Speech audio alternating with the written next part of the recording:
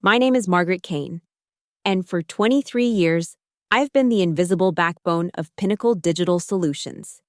At 51, I've watched this company grow from a cramped startup in a converted warehouse to a gleaming corporate tower employing over 400 people. I've been here through 3 CEOs, countless reorganizations, and more budget cuts than I care to count. But today, everything changes. The email arrived at 4:47 p.m. on a Tuesday, tucked between spam about office supplies and a reminder about the quarterly fire drill. The subject line read simply, "Position Restructuring." 2 paragraphs. 23 years reduced to corporate speak about operational efficiency and strategic realignment. My position as Senior Administrative Operations Manager was being eliminated, effective immediately. Security would escort me out within the hour. I stared at the screen, feeling neither surprise nor devastation, just a cold, crystalline clarity that I hadn't experienced in years. My fingers moved almost independently, opening the bottom drawer of my desk where I kept my personal files. Among the accumulated detritus of 2 decades, old performance reviews, birthday cards from colleagues who'd long since moved on, a coffee-stained copy of the employee handbook, I found what I was looking for. The manila folder was labeled Facility Agreements, 2002. Inside, yellowed with age but still legally binding, was a document that everyone at Pinnacle had forgotten. Everyone except me. In 2002, Pinnacle was hemorrhaging money. The dot-com bubble had burst, and CEO number 1, Richard Bramwell, was desperate to secure a new data center location. The company's credit was in shambles, their previous venture having defaulted on multiple loans. No property management company would touch them with a 10-foot pole. That's when Richard came to me with a proposal that seemed reasonable at the time. My side business, Kane Property Holdings, LLC, had been acquiring small commercial real estate for years. I'd started it as a retirement hedge, buying up properties that corporations had abandoned during the tech crash. My credit was pristine, my reputation solid. Richard asked if Kane Property Holdings could sign the lease for the Meridian Data Center on Pinnacle's behalf. Just temporarily, he assured me, just until the company got back on its feet.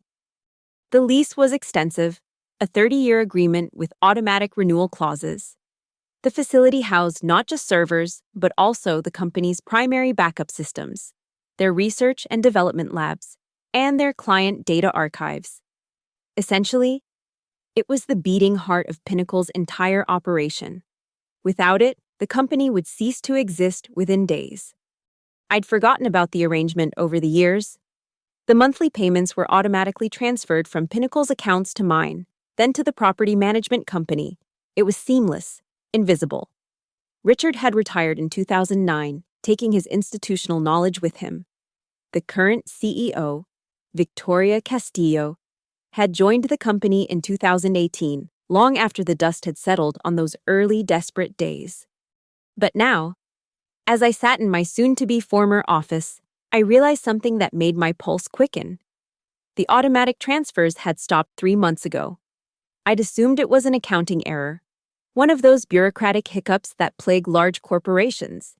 I'd even sent a polite email to the finance department, which had gone unanswered.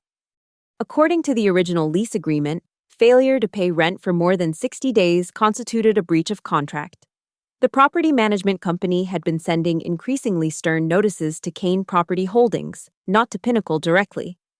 As the signatory on the lease, I was legally responsible for the property, and as the leaseholder, I had certain rights that Pinnacle had never bothered to transfer to their name. I pulled out my phone and dialed a number I hadn't called in years. Morrison & Associates, Patricia Morrison speaking.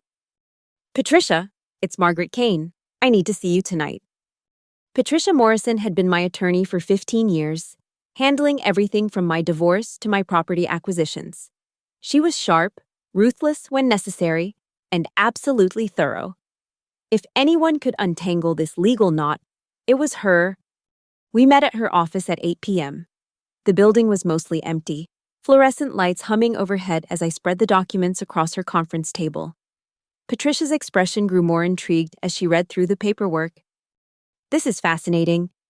Margaret, according to these documents, Kane Property Holdings is the primary lessee of the Meridian Data Center.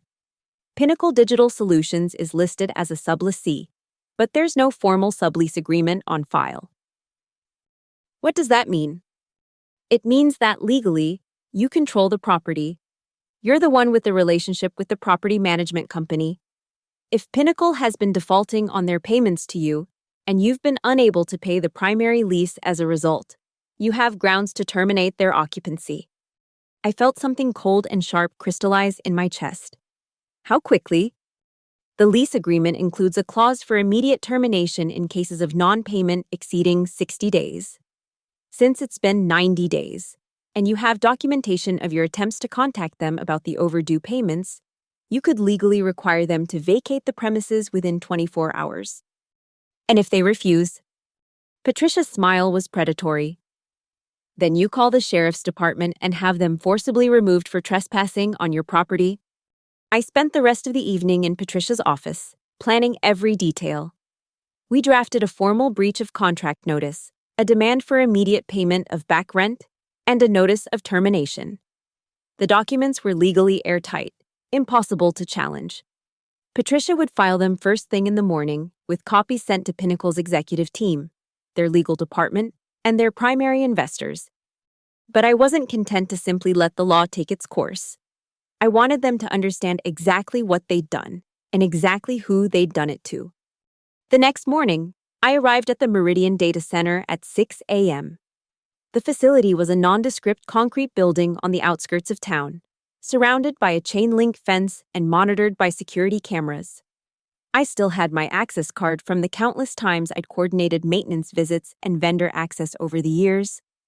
The security guard, a middle-aged man named Tom who'd been working the morning shift for a decade, waved me through without question.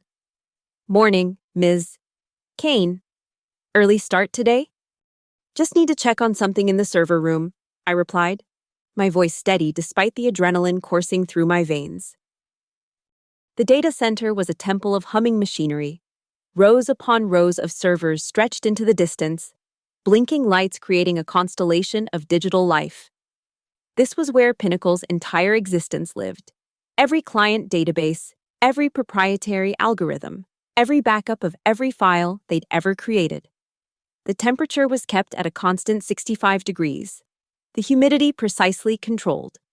It was a perfect environment for machines, less so for humans. I walked through the facility, mentally cataloging everything I saw.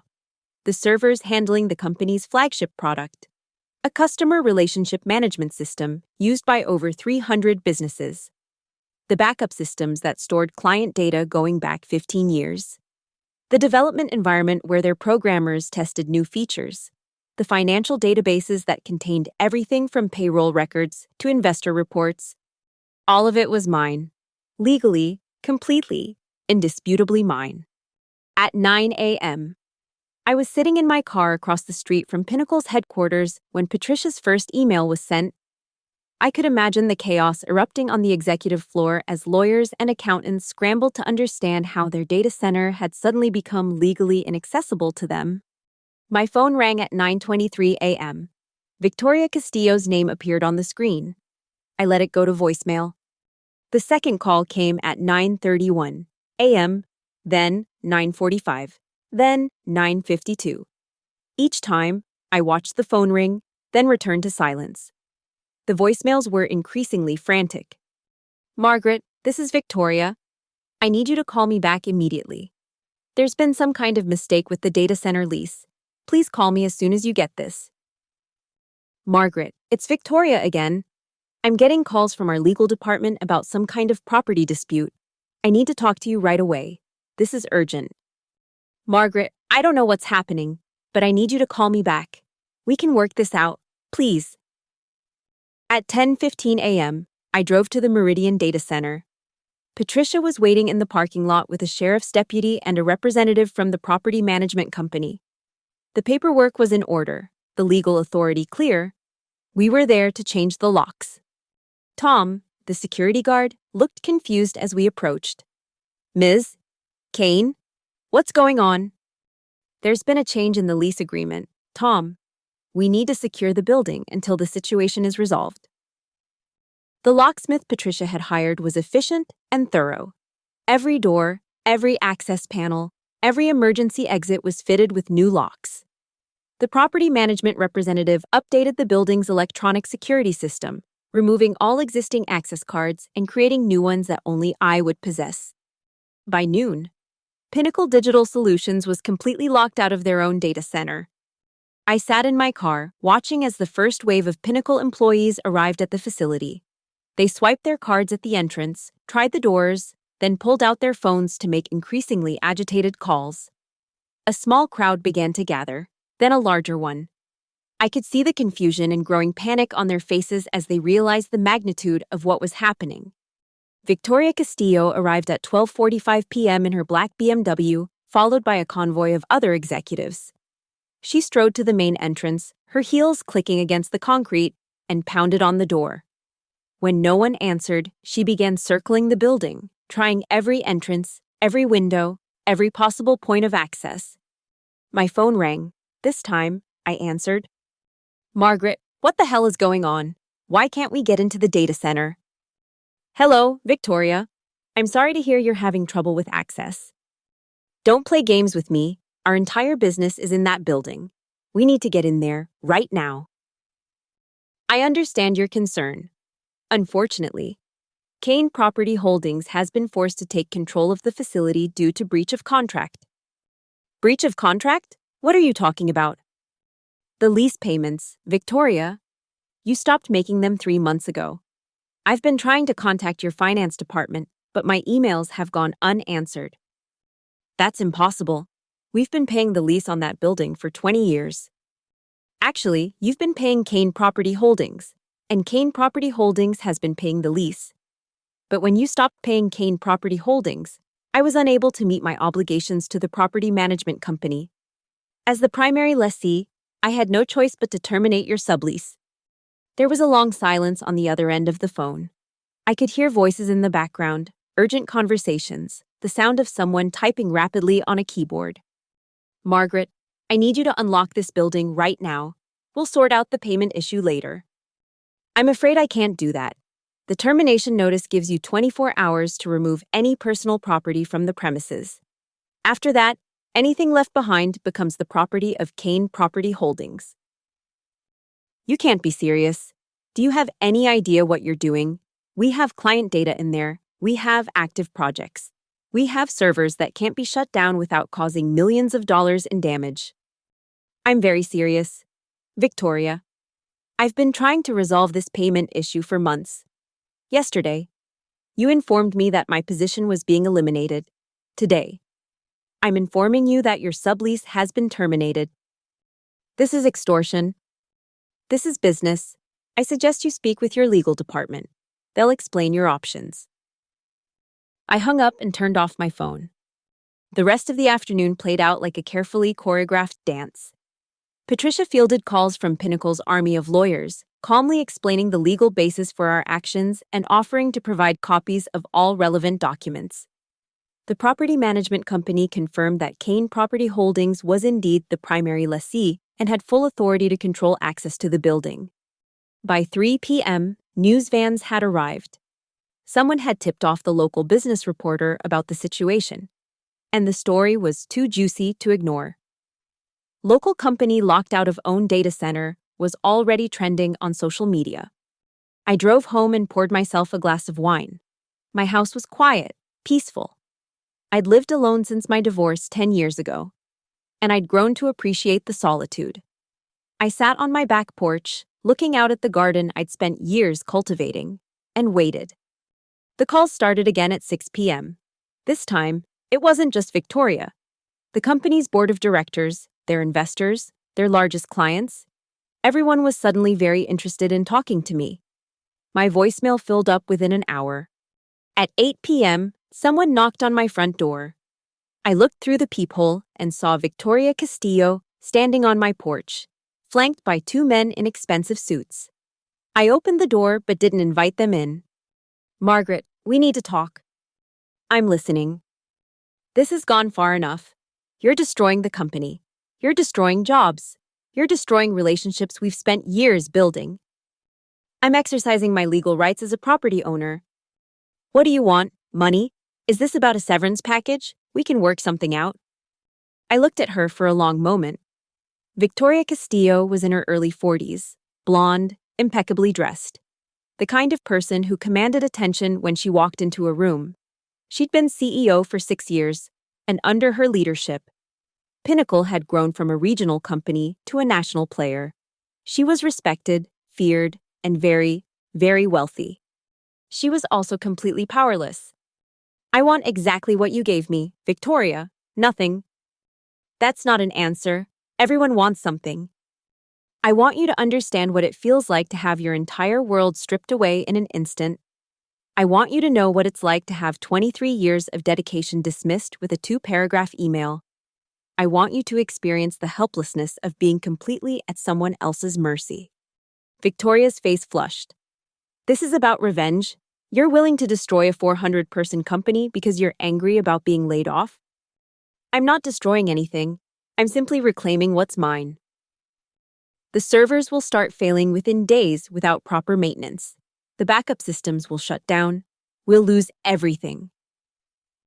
Then I suggest you find a solution quickly. Margaret, please, be reasonable. Tell me what you want, and we'll make it happen. I closed the door without another word. That night, I sat in my study, surrounded by the documents that had defined my adult life. Mortgage papers, insurance policies, tax returns, property deeds. The paper trail of a woman who'd built a quiet, stable existence through careful planning and meticulous attention to detail. I'd never been flashy, never sought the spotlight. I'd been content to work behind the scenes, to be the person who made sure everything ran smoothly. But I'd also been smart. While my colleagues had focused on climbing the corporate ladder, I'd been building something more solid: real estate, assets, security. The irony wasn't lost on me. Pinnacle had grown so large, so complex, that they'd forgotten their own foundation. They'd forgotten that their entire digital empire was built on a handshake agreement with a woman they'd just declared redundant. Thursday morning brought new developments. The local newspaper had picked up the story, and the reporter had done her homework. The article detailed the unusual lease arrangement, the missed payments, and the legal battle that was unfolding. It painted a picture of corporate negligence and administrative oversight that had led to a catastrophic vulnerability. More importantly, it included quotes from several Pinnacle clients who were beginning to panic about their data security. The stock price, which had been climbing steadily for 2 years, dropped 8% in pre-market trading. Patricia called at 9 a.m. Margaret, I've been fielding calls all morning. Pinnacle's lead counsel wants to meet. They're prepared to offer a settlement. What kind of settlement? They're talking about a substantial payment to Kane Property Holdings, plus a guarantee that your position will be reinstated with full benefits. And in exchange? You return control of the data center to them immediately. I considered this. It was a reasonable offer, probably more money than I'd see in the next 5 years of salary. It was also completely beside the point. Tell them no. Margaret, are you sure? This is a significant amount of money. I'm sure. What about their counteroffer? They're also suggesting a structured buyout of your lease. Kane Property Holdings would transfer the lease to Pinnacle, and they'd pay you a lump sum for your interest in the property. How much? $2.5 million. I was quiet for a long moment. $2.5 million would set me up for life. I could retire immediately, travel, maybe buy a place by the ocean. It was more money than I'd ever imagined having. Tell them no. Margaret, I have to ask, what's your endgame here? You can't hold their data center hostage indefinitely. I'm not holding anything hostage. I'm simply declining to sublease my property to a company that has proven to be an unreliable tenant. But you're not asking for anything in return. You're not negotiating. You're just refusing. That's correct. Why?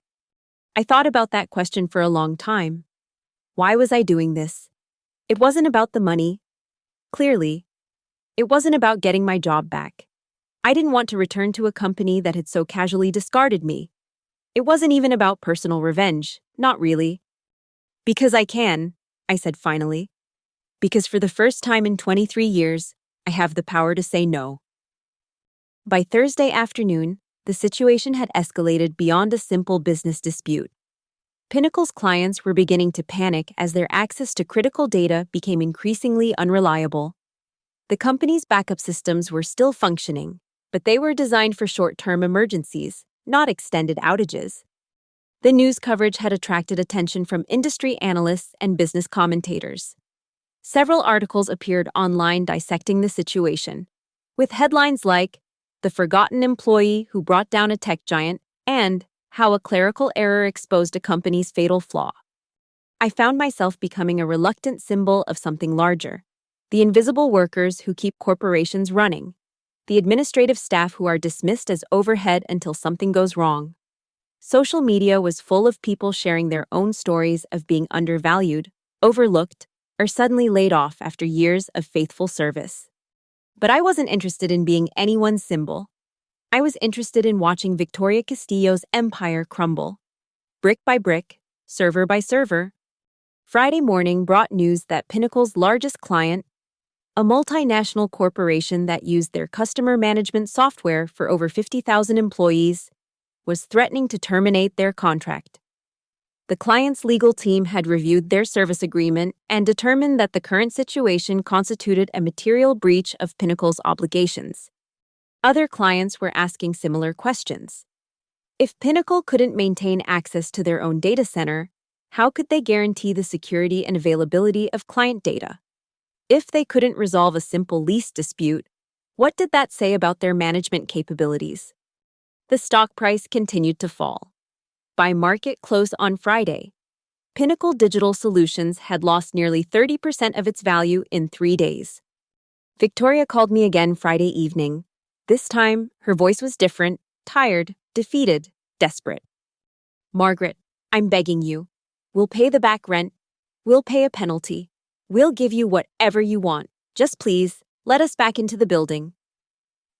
"I appreciate your offer, Victoria, but I've decided not to renew Kane Property Holdings' sublease agreement with Pinnacle Digital Solutions."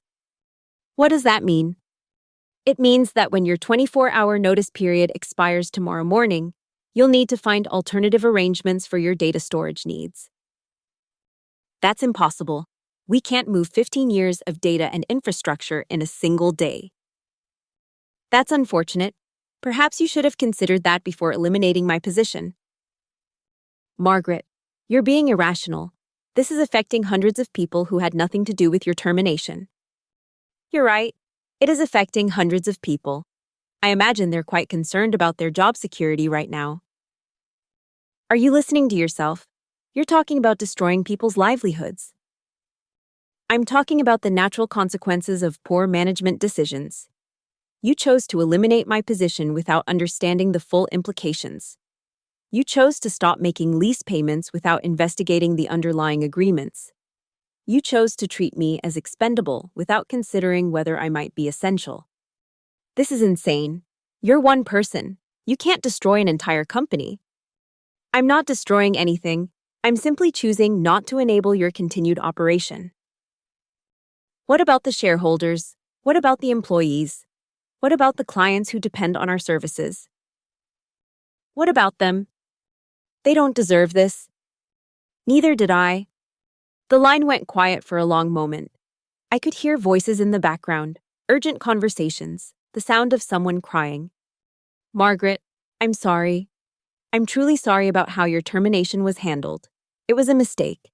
I should have talked to you personally. I should have recognized your contributions to the company." "You're sorry now?" "Yes, I'm sorry now, and I'm asking you to give us a chance to make this right." "You had 23 years to make it right." "Victoria, you had 23 years to recognize my contributions, to value my expertise, to treat me as something more than a line item on a budget spreadsheet." I know we failed you. But please, don't let our failure destroy everything we've built." "You didn't build anything. You inherited something that was built by people like me, people whose names you never learned, whose contributions you never acknowledged. You took credit for our work, You collected the profits from our labor, and when it became convenient, you discarded us. That's not fair. Fair? I laughed, a sound that surprised me with its bitterness. Victoria, I've been working since I was 16 years old. I've never missed a day of work due to illness. I've never filed a complaint, never asked for special treatment, never demanded recognition. I've watched as younger, less experienced people were promoted over me. I've trained my own replacements 3 times as the company restructured around me. I've been here for every crisis, every emergency, every impossible deadline. And my reward was a 2-paragraph email. I understand your anger. You understand nothing. You understand the fear of losing what you've built. But you don't understand the reality of never having been allowed to build anything in the first place. Saturday morning arrived gray and cold. I drove to the Meridian data center at 8 a.m., exactly 24 hours after the termination notice had taken effect. The parking lot was empty except for a few news vans and a handful of Pinnacle employees who were standing around looking lost. Patricia met me at the entrance. The deadline has passed, legally. Anything remaining in the building now belongs to Kane Property Holdings. I nodded and used my key to unlock the front door. The building was exactly as I'd left it, rows of humming servers, blinking lights, the steady whisper of cooling systems. It was a monument to digital civilization, and it was mine. I spent the morning walking through the facility, making mental notes of everything I found. The servers were worth millions of dollars, but they were also useless without the software and data they contained. The real value was in the information. Customer databases, proprietary algorithms, financial records, strategic plans, 20 years of corporate memory, reduced to electrical impulses on magnetic storage. My phone rang constantly. I ignored it. At noon, I drove to a small restaurant downtown and ordered lunch. The local news was playing on the television above the bar, and I watched as a reporter stood outside Pinnacle's headquarters, interviewing employees who were being told to go home until further notice. The company has been unable to access its primary data center for 3 days. The reporter was saying, sources tell us that a dispute over a lease agreement has left Pinnacle Digital Solutions locked out of the facility that houses their critical business operations. The camera cut to a statement from Victoria Castillo. We are working around the clock to resolve this situation. We remain confident that normal operations will resume shortly. But I could see the strain in her face, the carefully controlled panic in her eyes. She was a CEO who had built her reputation on growth and efficiency. And now she was publicly explaining why her company couldn't access its own data. Sunday was quiet. I spent the day in my garden, pruning roses and pulling weeds.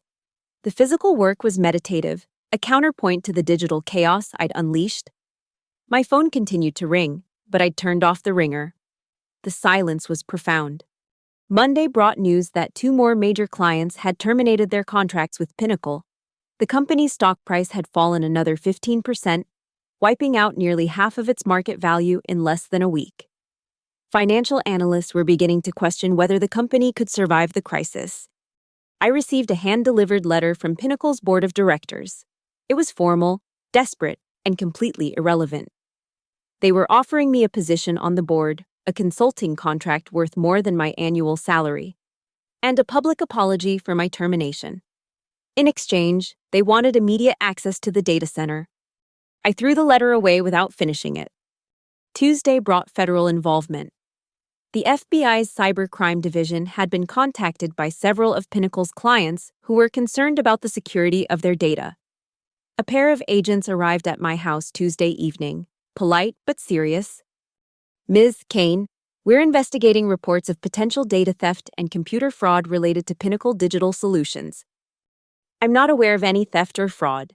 I'm simply exercising my rights as a property owner. We understand that you have legal control of the facility. We're not here to dispute that, but we need to ensure that client data is being properly protected. The data is perfectly safe. The facility is secured, climate-controlled, and monitored.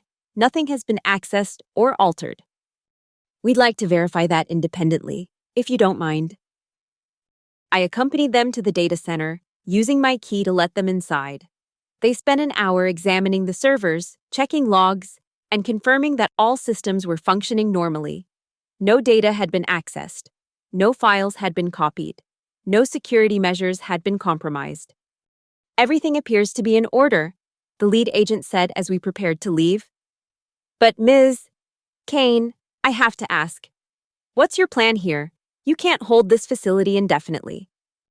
I'm not holding anything. I'm simply choosing not to sublease my property to a company that has proven to be an unreliable tenant. But you're not asking for anything in return. You're not negotiating. What's your endgame? I don't have an endgame. I'm just exercising my right to say no. By Wednesday, the situation had attracted national attention. Business news networks were covering the story. And I found myself being described as everything from a whistleblower to a terrorist. Legal experts debated the merits of my case. Management consultants offered theories about corporate vulnerability. And labor advocates held me up as an example of worker empowerment. I ignored it all. Thursday brought news that Pinnacle's board of directors had called an emergency meeting to discuss Victoria Castillo's future as CEO. The company's stock had lost 60% of its value, and several major investors were demanding answers. Victoria called me one final time Thursday evening. Her voice was barely a whisper. "Margaret, they're going to fire me." "I'm sorry to hear that." "Are you? Are you really sorry? Or is this exactly what you wanted?" I thought about that question. Was this what I wanted? To see Victoria Castillo destroyed, her career ended, her reputation in ruins? To watch a company I'd helped build collapse under the weight of its own negligence? I wanted to be treated with respect, I said finally. I wanted my contributions to be acknowledged. I wanted to be seen as something more than overhead. I see you now. It's too late. It doesn't have to be. We can still fix this. We can still make this right. Some things can't be fixed, Victoria. Some damage is permanent. Please, Margaret, I have a family. I have children. I have people who depend on me. So did I. What does that mean? It means that when you eliminated my position, you eliminated my ability to provide for the people who depend on me. When you stopped making lease payments, you put my financial security at risk. When you forgot about our lease arrangement, you forgot about me. We can remember now. It's too late to remember. It's too late to care. It's too late to make this right. I hung up and turned off my phone for the last time. Friday morning, I drove to the Meridian Data Center one final time. The parking lot was empty except for a few scattered news vans and security vehicles. I let myself into the building and walked through the rows of servers, listening to their electronic whispers, watching their blinking lights paint patterns on the walls. This was my cathedral now, my monument to a life spent in service to others. It was the physical manifestation of everything I'd built, everything I'd protected, everything I'd been responsible for. And it was mine. I sat in the facility's small break room, a space where I'd eaten countless lunches over the years, where I'd celebrated small victories and weathered minor crises. The coffee maker was still there, the same model I'd helped select in 2018. The refrigerator still hummed quietly in the corner, its door covered with safety notices and maintenance schedules I'd printed and laminated. This was where I'd spent my professional life, in the margins and shadows of other people's ambitions. I'd been the person who made sure the coffee was fresh, the lights were working, the paperwork was filed correctly. I'd been essential and invisible, critical and forgotten. Now, for the first time in 23 years, I was neither essential nor invisible. I was simply present, sitting in my own space, surrounded by the fruits of my labor, answerable to no one but myself. The servers hummed their electronic lullabies, and I closed my eyes and listened to the sound of a digital empire slowly dying. Outside, I knew. There were executives holding emergency meetings, lawyers filing desperate motions, reporters crafting stories about corporate hubris and administrative oversight. But inside, there was only silence and the steady rhythm of machines that would soon fall quiet forever.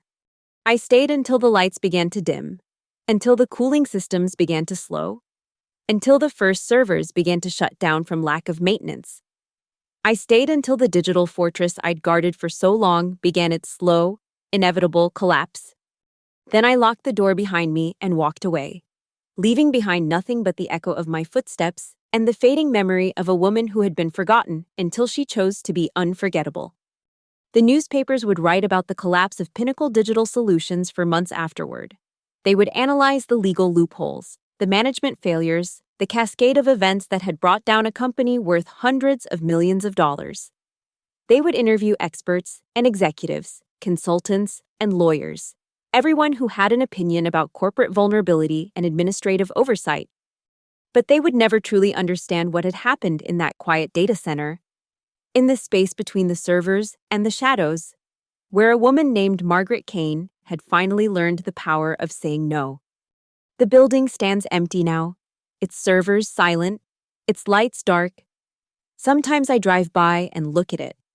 This monument to my own irrelevance, this fortress I built and abandoned.